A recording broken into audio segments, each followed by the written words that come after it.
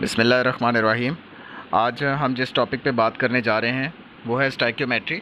और स्टाइक्योमेट्री क्या होता है और ये किस तरीके से हम इसका यूज़ करते हैं केमिस्ट्री में, वो आज हम सब देखेंगे। तो पहले हम देख लेते हैं स्टाइक्योमेट्री क्या होता है। Stoichiometry is basically the branch of chemistry in which we deal with the quantitative relationship between the reactant and product in a balance chemical equation is called stoichiometry. यानी स्टाइक्योमेट्री केमिस्ट्री की वो branch है जिसके अंदर हम reactions के दौरान इस्तेमाल होने वाले रिएक्टेंट्स का मैस जो है वो देखते हैं कि कितने मैस में आपने जो है वो रिएक्टेंट्स का यूज़ किया और फाइनली आपको कितनी प्रोडक्ट जो है वो हासिल हो रही है। तो ये हम कह सकते हैं कि stoichiometry is basically the measurement of the mass that is used during the reaction. तो जो लफ्ज़ स्टाइक्योमेट्री है that is basically derived from the Greek language. Stoichion means elements and metron means measure। So stoichiometry literally translated means the measure of elements. यानी reaction के दौरान जो आप elements का इस्तेमाल कर रहे हैं, जो सब्सटेंस का इस्तेमाल किया या बेस का इस्तेमाल किया, उसकी जो मेजरमेंट है उसको हम लोग जो है वो स्टाइक्योमेट्री कहते हैं। That plays a very important role. इस वजह से हम लोग स्टाइक्योमेट्री को पढ़ना जो है वो इस लिहाज से अहमियत समझते हैं इसकी कि ये बहुत बड़ा किरदार रिएक्शंस के दौरान अदा करता है। तो स्टाइक्योमेट्री रिएक्शन के दौरान जो मैंने अभी आपके साथ स्टार्ट किया है बात करना कि रिएक्शन के दौरान जो आप रिएक्टेंट्स का यूज़ कर रहे होते हैं और कितनी क्वांटिटी में यूज़ कर रहे होते हैं, इसको हम लोग जो है वो स्टाइक्योमेट्री अमाउंट्स कहते हैं। यूजुअली ये क्वेश्चन आपको पेपर में भी आ जाता है कि stoichiometry what are stoichiometry amounts. तो आपने जो है वो इसका जवाब देना the substances which are used during the chemical reaction, उसको हम लोग जो है वो स्टाइक्योमेट्री अमाउंट्स कहते हैं। एक एग्जांपल मैंने आपके सामने रखी है स्टाइक्योमेट्री अमाउंट्स की, तो वो आप देख सकते हैं जिसमें 2 मोल्स ऑफ हाइड्रोजन और 1 मोल ऑफ ऑक्सीजन जो है वो इस्तेमाल किया गया और इन दोनों को आपस में मिला के आपने 2 मोल्स प्रोडक्ट हासिल किए, जिसको in other words we can say yield आपको मिली है। यील्ड की मुख्तलिफ इकसाम है, उसको भी हम लोग बाद में देखेंगे, मगर फ़िलहाल जो है वो हम रिएक्टेंट्स और प्रोडक्ट को देख रहे हैं और इनके अमाउंट्स को देख रहे हैं। तो जो रिएक्टेंट्स और प्रोडक्ट जो आपको फाइनली हासिल हो रही है, जो रिएक्टेंट्स आपने यूज़ किए हैं, क्वांटिटी जिस मोल्स में भी मेजर कर सकते हैं आप, ग्राम्स में भी मेजर कर सकते हैं, तो इसी को हम लोग जो है वो स्टाइक्योमेट्री अमाउंट्स का नाम देते हैं। सेकेंडली ये कि जब आप स्टाइक्योमेट्री के साथ डील कर रहे होते हैं तो आपका जो वास्ता पड़ता है वो 3 किस्म के रिलेशनशिप से पड़ सकता है। मैस मैस रिलेशनशिप, मैस मोल रिलेशनशिप और मैस वॉल्यूम रिलेशनशिप। अगर आपको एक सब्सटेंस दिया जाता है जो कि मैस में मेजर किया गया, आप उसको जो दूसरा सब्सटेंस आपको हासिल होगा जो हो सकता है कि प्रोडक्ट की फॉर्म में हो, वो भी आप उसको मैस में मेजर कर सकते हैं। समटाइम्स ऐसा होता है कि आपको जो मैस दिया गया होता है, आपको जो है उसकी मेजरमेंट आप मोल्स में भी जो है वो फाइंड आउट कर सकते हैं, और समटाइम्स आपको जो मैस दिया गया आप उसकी जो मेजरमेंट है वो जो प्रोडक्ट आपको हासिल होगी उसकी मेजरमेंट आप वॉल्यूम्स में भी हासिल कर सकते हैं। तो ये 3 बड़े इंपॉर्टेंट रिलेशनशिप्स हैं स्टाइक्योमेट्री के साथ डील करते हुए। जब आपका वास्ता पड़ेगा तो ये 3 किस्म के रिलेशनशिप्स आपके सामने आ सकते हैं। इसके अलावा जो बड़ी अहम बात है स्टाइक्योमेट्रिक कैलकुलेशंस के दौरान, वो ये है कि आप रिएक्शंस के दौरान कंप्लीटली ये सपोज कर लेते हैं, ये अजम्पशंस हैं, ये आपने एज्यूम करना ही करना होता है रिएक्शन के दौरान कि आप जो रिएक्शन करवा रहे हैं, इस रिएक्शन में जितने रिएक्टेंट आपने इस्तेमाल किए हैं वो कम्प्लीटली प्रोडक्ट में चेंज हो गए। यानी यूजुअली आप जब केमिस्ट्री में केमिकल रिएक्शंस लिख रहे होते हैं तो केमिकल रिएक्शंस के दौरान आप देखते हैं कि आप कम्प्लीटली पेपर वर्क के दौरान आप लेफ़्ट हैंड साइड और राइट हैंड साइड रिएक्शंस की बैलेंस करते हैं।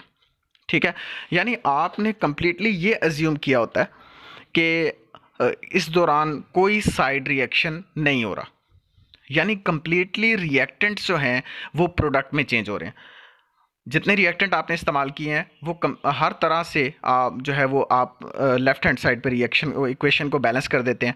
तो आप बताते हैं कि जो यहाँ पे रिएक्टेंट्स का इस्तेमाल किया गया था, उस रिएक्टेंट जो आपस में मिले हैं उन्होंने कम्प्लीटली जो है वो प्रोडक्ट बनाई है। तो कोई साइड रिएक्शन आपने ये सपोज़ किया होता है कि कोई साइड रिएक्शन नहीं हो रहा, किसी तरह की कोई सब्सटेंस की एलिमिनेशन जो है वो इस तरीके से नहीं हो रही कि हमें पता ना चले, तो कम्प्लीटली रिएक्शंस को डिफ़ाइन किया जाता है। लेफ्ट हैंड साइड पे, राइट हैंड साइड पे इक्वेशन को बैलेंस किया जाता है और बताया जाता है कि ये सारे रिएक्टेंट इस तरह से प्रोडक्ट में चेंज हो गए, यानी मुकम्मल सेटिस्फाई किया जाता है इक्वेशन को। तो ये एजम्पशंस लाजमी स्टाइकोमेट्रिक कैलकुलेशंस करते वक्त आप लोगों ने अपने जहन में रखनी होती है कि कोई साइड रिएक्शन नहीं हो रहा और जो रिएक्टेंट हैं वो मुकम्मल तौर पे प्रोडक्ट में चेंज हो रहे हैं। सेकेंडली ये कि जब आप स्टाइकोमेट्रिक कैलकुलेशंस कर रहे होते हैं तो दो किस्म के लॉज आपके जहन में ज़रूर हों, एक लॉ ऑफ कंजर्वेशन ऑफ मास और दूसरा है लॉ ऑफ डेफिनेट प्रोपोर्शन। यानी इन दो लॉज को आपने अपने जहन में ज़रूर रखना होता है कि आप जो स्टाइकोमेट्रिक कैलकुलेशंस कर रहे हैं that is totally based upon law of conservation of mass and law of definite proportion. अब दोनों लॉज क्या हैं वो भी मैं आपको बता देता हूँ। सबसे पहले बात कर लेते हैं हम लोग लॉ ऑफ कंजर्वेशन ऑफ मास।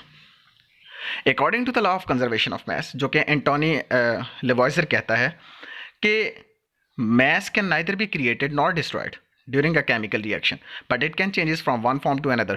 यानी रिएक्शन जब आप करवा रहे होते हैं तो इस दौरान मैस जो है वो एक फॉर्म से दूसरी फॉर्म में चेंज हो जाता है। इसको आप डिस्ट्रॉय भी नहीं कर सकते, इसको आप क्रिएट भी नहीं कर सकते। तो in other words we can say, जो मैं भी आपसे थोड़ी देर पहले बात कर रहा था कि हम ये एज्यूम कर लेते हैं कि रिएक्शन के दौरान रिएक्टेंट्स कंप्लीटली प्रोडक्ट में चेंज हो गए, यानी रिएक्टेंट एक फॉर्म में थे तो जब प्रोडक्ट बन गई तो वो सेकंड फॉर्म बन गई, तो फर्स्ट फॉर्म से सेकंड फॉर्म में आ गया।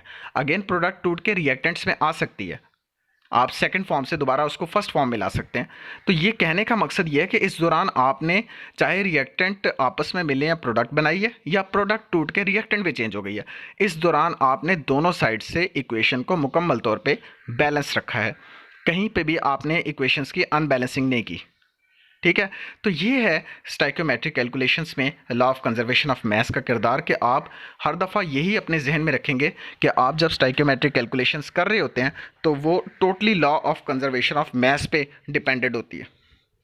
ठीक है, और जो दूसरे हम लोग बात करने जा रहे हैं जिसको हम लॉ ऑफ डेफिनेट प्रोपोर्शन कहते हैं, इसका भी यही मकसद है बताने का कि जो मेन पर्पस है इसका लॉ ऑफ डेफिनेट प्रोपोर्शन का वो यही है कि इस दौरान जब आप रिएक्शन करवा रहे हैं तो हर पार्टिकल, हर एलिमेंट जो है वो अपने फिक्स्ड प्रोपोर्शन में होता है।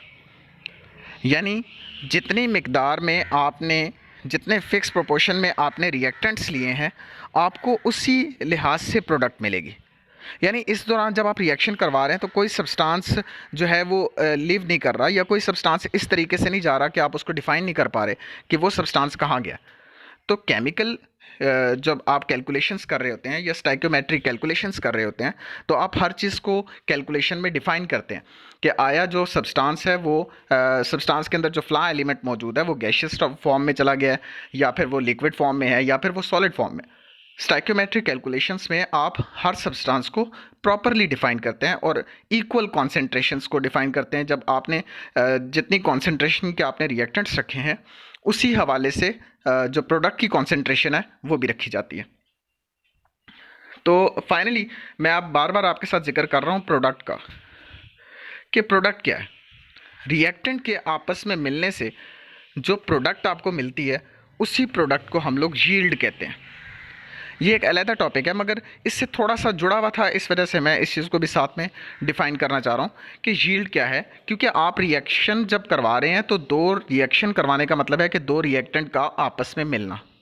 जब दो रिएक्टेंट्स आपस में मिल रहे हैं तो वो प्रोडक्ट बना रहे हैं और उसी प्रोडक्ट को हम लोग यील्ड का नाम देते हैं। और यील्ड जो है वो 3 किस्म की है, ये भी आप लोगों ने अपने जहन में रखना है। पेपर में शॉर्ट क्वेश्चन आपको आ जाता है कि यील्ड क्या है। सेकेंडली आप इसकी टाइप्स बताएं। तो यील्ड की जो है वो 3 टाइप्स हैं, थियोरेटिकल यील्ड, एक्चुअल यील्ड और परसेंटेज यील्ड। तो ये हमारा टॉपिक था स्टाइकोमेट्री से रिलेटेड और स्टाइकोमेट्रिक कैलकुलेशन से रिलेटेड, और उम्मीद करता हूँ कि आपको ये टॉपिक जो है वो क्लियर हो गया होगा। यहाँ पे इतना ही काफ़ी है। अल्लाह हाफिज़।